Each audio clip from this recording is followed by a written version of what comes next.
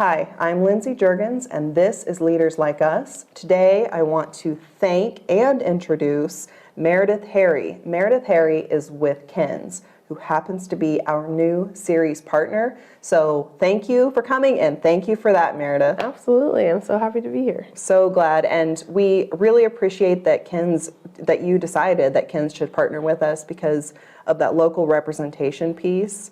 I'm a customer and a fan, and you're also my daughter's employer, sort of. She babysits for you. Yeah. My son used to work for you. You're Yeah. very much plugged in locally and a person in our community that we're proud to have with us. Thank you. I think if there's any initiative in Grand Island that we would want to partner with, is you guys. So we're excited Love to be that. your partner. We are honored, so thank you. Okay, well, Meredith, I'm thinking, I always like to get started where if someone doesn't even know who you are, let's just sort of back up a little bit. So do you want to give us you were born on a cold, stormy night? Like, where do you want to begin? For sure. Born and raised here in Grand Island. Lived here my whole life except 4 years at Wayne State College. And I always wanted to be a teacher. That was when they first ask you in kindergarten or whatever. I always wanted to be a teacher, and I was with GIPS for a little while and worked at their early learning center and didn't love it. It's a very, very hard job, and God bless our teachers. Yep. And so just needed to find something that I wanted to do, and my uncle Gail, who is the second generation owner of Ken's, said, why don't you come answer the phones? I needed a job, and I never wanted to be a part of the family business at all, and fell in love with it. So I've worked there now for 9 years. Wow. And I have a 10-year-old daughter, and my husband and I have been together for 5 years now, and he's helping me run the business. So he does more of the back part of the business, and I do more of the customer-facing kind of community-facing kind of stuff. Yeah. So That's exciting. Yeah. I didn't realize that he had been there. How long has he been there then? Officially now for about 1.5 years. Okay. So Okay. That's really cool. Yeah, for you guys. family business through and through. Yeah, and Uncle Gail is still there. Yeah, right? He's pretty much retired. He comes in and grabs a cup of coffee, checks on me. There's every once in a while there's a vendor question that I haven't ran into before, or like a banking question, or just different things that I've never encountered. And it's so good that he's still there for me to lean on. Yeah. But as far as like day-to-day operations go, it's Telema and I. So running the show. Yes. Well, we know Ken's has had so many changes in recent years, from expansion, location, what you do, how you did. You survived COVID. Yeah. So would you care to talk a little bit about what all took place in these last few years? For sure. If we look at what we can do business-wise in Grand Island, either we can travel farther to grow our customer base, which rural Nebraska is beautiful, but there's only so far we can go, or we can offer different types of products. And so we started looking at furniture, and furniture takes a ton of space to merchandise. And so we were kind of toying with the idea of relocation. And then Ray O'Connor approached us about moving into the old Shopco building, and he condominiumized that and split that up, so it wasn't such a big investment. And then COVID came along, and I remember they had told us, I can't remember the timeline, but like April when we would be done. And then COVID happened, so then all their other projects kind of got on pause. And so our timeline got pushed up, and we're like, okay, this is happening. We're doing this. Yeah. And so, doing that through COVID was wild. But it had to be. Yeah. I mean, down to the paint colors, what floor tiles do I want, all those decisions. It was a lot of fun. Yeah.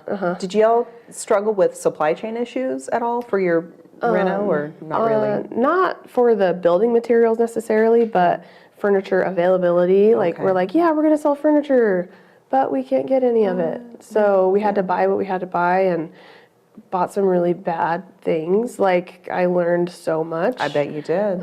We've done appliances for 60 years, and to learn a new industry on top of COVID changes was insane. But, it's okay to learn things. It's okay to fail. Like I've made so many mistakes, but I know a lot more than I did then. So Well, that's how you learn, though. Yeah, You know, for sure. there's no way I wouldn't believe someone if they were like, I started in this whole new industry and I've never made a I'm mistake. killing it. Yeah. Be like, cool.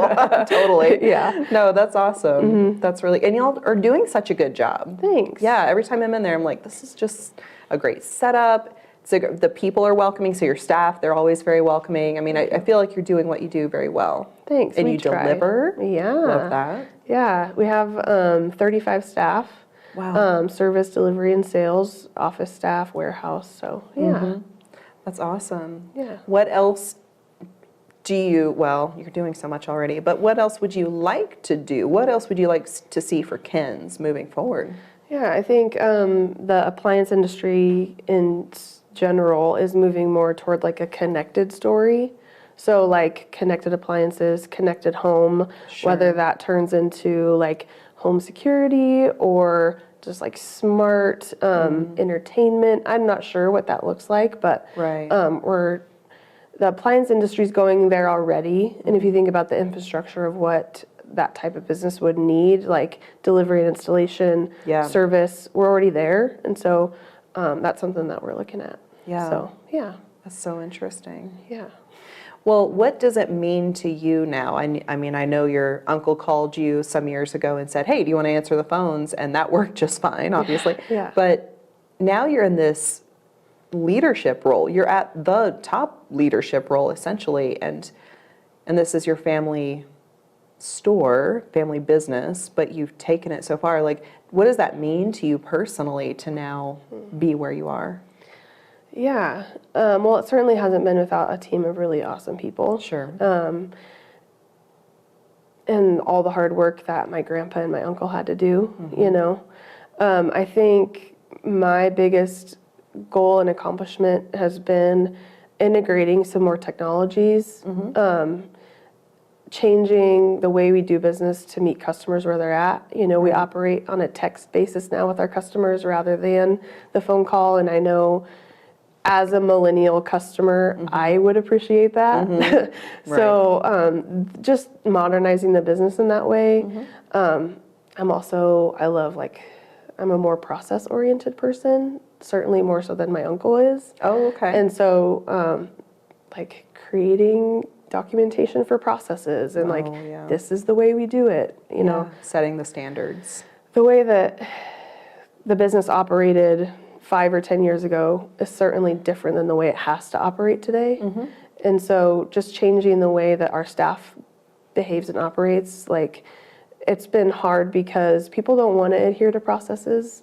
People don't want to change the way they do things based on what the business says the way it needs to be done. So that's been a hard transition for me to have to say, this is the way we're going to do it. Because Ken's operated kind of on this entrepreneurial like hustle spirit, which is great. But at a certain point, if you're doing a certain amount of revenue, that's not sustainable. And so just changing the way that our business has operated has been the most challenging thing, especially I would say in the past year, we've really focused on that. And people haven't liked it necessarily, but I know that it's what the business needs. Right. So, yeah. Well, growth is painful, right? And change is very scary to a lot of folks. Yeah. So they're growing pains. That's why they call them growing pains, right? Yeah. It's not a novel concept. Yeah. But it makes sense. I mean, you're not the same business you were No. 5-10 years ago. We can't operate that way And you anymore. can't operate that way, right? Yeah. So, Right. And even our world is evolutionary. I mean, you're even talking about the fact that there's that interconnectivity now with appliances. I mean, that was not the discussion 7-8 years ago, right? So yeah.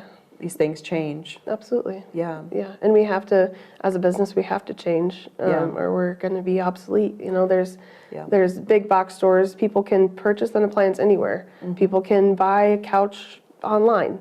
Why would they choose to buy it with us? And I'd like to think it's because we're knowledgeable, we're friendly, we do what we say we're going to do, and we have to focus on both the customer and what's best for Ken's. Right. So it's kind of hard to balance that. Yeah. Yeah. You seem to be doing a great job. We're trying. Yeah. And then also, you're in Grand Island. I mean, this is, where did you say you're originally from? Here, always. That's what I thought. Yeah. And I was like, I don't want to get this wrong. No, yeah. You're originally from here. So this business is here. Yeah. You're raising your daughter here. I mean, this is your home. Yeah. I mean, what does that mean to you in terms of the Grand Island piece specifically? Do you have a personal desire to help Grand Island grow? And Absolutely. yeah, It's in our mission statement to be a partner in our communities. Love it. And that's really where my heart is. That's my most joyous part of my job, is to, give a toaster to like a cancer benefit, or you know what I mean? Like all those little things that we don't have to do, but right. it's super important to me specifically. To your point, I mean, my daughter is gonna graduate from here, and Right. I hope she finds a career here in Grand Island and helps continue to grow. Sounds like she might. My family never put pressure on me to Right, do right. this, and I don't want to do that for her. Definitely. Because I think, having life kick you in the butt a little bit, and having to work through college and all that kind of stuff, gives you a little grit. So, yeah. Yeah, and it would mean something so different from had you grown up saying or hearing, excuse me, well, you're going to take over. Yeah. That's a very different process for you than you finding it on your own. So that makes total Yeah. sense to me. Yeah, and I think on paper I would have started in the sales department. Sure. But I started off in the service department, and so I have a completely different lens to the business. Service people are like in the mud, in the weeds, like Yeah. learning all the dirty side of the business, Yeah. the customer complaints and all the hard customer service stuff, where sales is more shiny and, Yeah. more face value, which both have great function. but Absolutely. I'm so grateful I started in the service side. Well, Yeah. that makes sense. It's like Yeah. understanding all of what's happening. Right. You understand, like, I don't know if you call it this, I'm thinking restaurant language a little bit, but like front of house, back of house. sure. It's kind of what that is, though. Yeah. You understand how all of it works. Yeah, absolutely. That's cool. Yeah.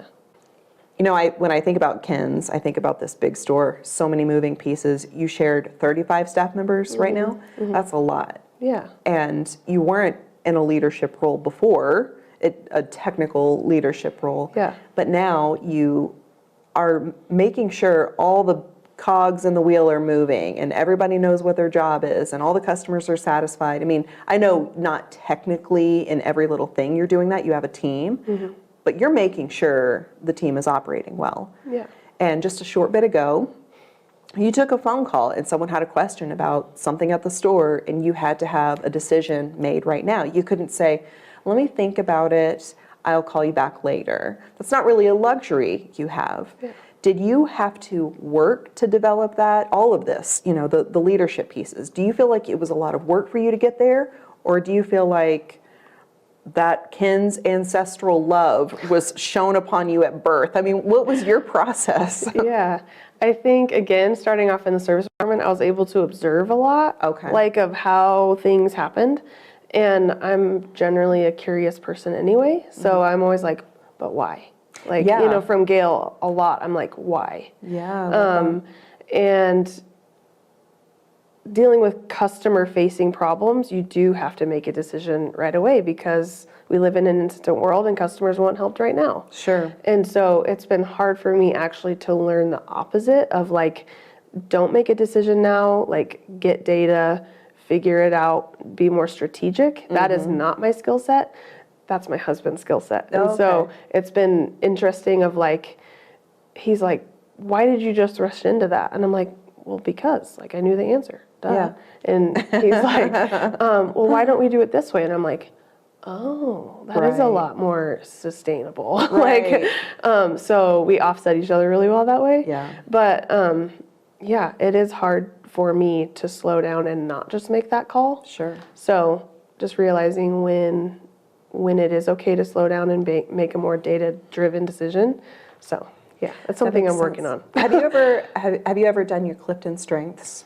I don't think so. So I'm almost curious if you have Activator in your top 5. Activator is my first one. Yeah. So I'm always like, I'm not ready, set, go. I'm a go, set, ready person. I'm like, Yeah. let's do it, and then we'll Yeah. figure it out if it's I right or jump wrong right together. down to tactical. I'm like, Absolutely. we can do this, and this, and the problem's done. Let's just get in there and get it Yeah. done. I know, and I did not come up with this terminology, but Jessica pointed it out some years ago. I don't even know if she came up with it, but I love it. She talks about whether or not you're a crock-pot thinker or if you're an Instapot thinker. And I'm like microwave, like 30-second express. yeah, like let's get in and get out. I totally understand that. Yeah. Ironically, my favorite appliance is my crock pot. Oh. But but I can't identify with my crock pot. No. So totally hear that. I'm curious about your Clifton strengths.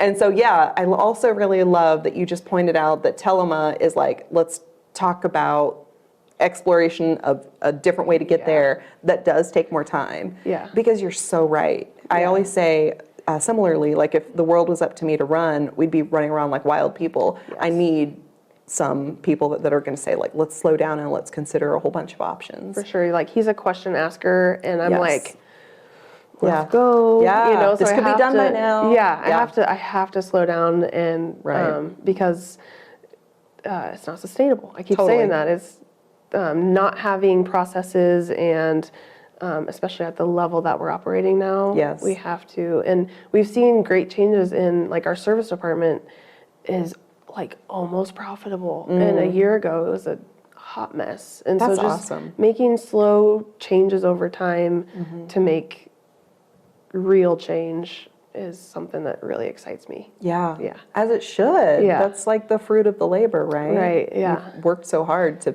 improve Right, the structure, the process, all of it. for sure. It's very cool. Well, the final thing that I think I really want to ask you about is work-life balance.